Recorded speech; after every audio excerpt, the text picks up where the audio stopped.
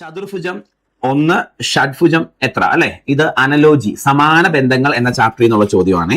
ചതുർഭുജം എന്ന് പറഞ്ഞാൽ 4 വശമുള്ള രൂപമാണ് മക്കളെ. ചതുർഭുജം അല്ലെ? ചതുർഭുജം ആണോ? ചാതുർവർണ്ണ്യം അല്ലെ? സോ ചതുർഭുജം 4 വശമുള്ളതിനെയാണ് ചതുർഭുജം എന്ന് പറയുന്നത്. ചതുർഭുജത്തെ ഒന്നായിട്ട് റെപ്രസെന്റ് ചെയ്തു. അപ്പം 4 വശമുള്ളതിൽ നിന്ന് 3 കുറയ്ക്കുമ്പോഴല്ലേ അത് ഒന്നായിട്ട് മാറുന്നത്. ഓക്കെ. ഷഡ്ഭുജം ആണോ? ഷഡ്ഭുജം എന്ന് പറഞ്ഞാൽ എന്താ? ഷഡ്ഭുജം എന്ന് പറഞ്ഞാൽ നമുക്കറിയാം 6 വശങ്ങളുള്ള രൂപങ്ങൾ, അതാണ് ഷഡ്ഭുജങ്ങൾ.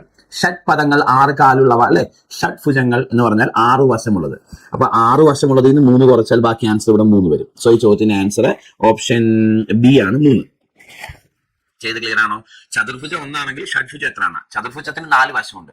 4 വശമുള്ളതിനെ 1 വശമുള്ളതാക്കി മാറ്റി ആണോ? അപ്പൊ 3 വശം കുറച്ചു. അതിപ്പോൾ ഷഡ്ഭുജം ആണെങ്കിൽ 6 വശമുള്ളതാണ്. 3 കുറയ്ക്കുമ്പോൾ 3 കിട്ടും.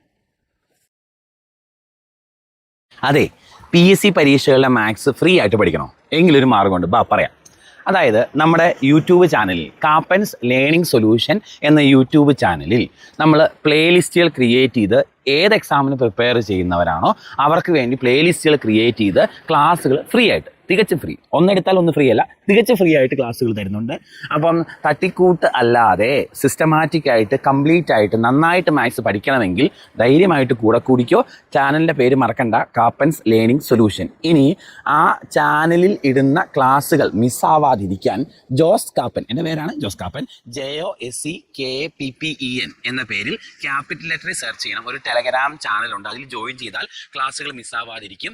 ഇത്രയും കാര്യങ്ങൾ ഓക്കെ ആയിട്ട് ശ്രദ്ധിക്കുക. അതായത് ഒന്ന് ചാനലിൽ ജോയിൻ ചെയ്യുക, ഗ്രൂപ്പിൽ ജോയിൻ ചെയ്യുക, സബ്സ്ക്രൈബ് ചെയ്യാൻ മറക്കരുത്. അതുപോലെ ക്ലാസ്സുകൾ ഇഷ്ടമാണെന്നുണ്ടെങ്കിൽ 2 or 3 വാക്കുകൾ പറഞ്ഞ് എന്നെ ഒന്ന് മോട്ടിവേറ്റ് ചെയ്യാനും നിങ്ങൾ മറക്കരുത്. നിങ്ങളുടെ കമൻറ്റുകളൊക്കെ കൂടുതൽ സപ്പോർട്ടാണ്, നമുക്ക് നന്നായി ചെയ്യാൻ സഹായിക്കും. ക്ലാസ്സുകൾ ഉപകാരപ്പെടുന്നുണ്ടെങ്കിൽ ഫോളോ ചെയ്യുക, ലൈക്ക് ചെയ്യുക, ഇത് അറിയത്തില്ലാത്ത കൂട്ടുകാരിലേക്ക് എത്തിക്കുകയും കൂടെ ചെയ്യുക.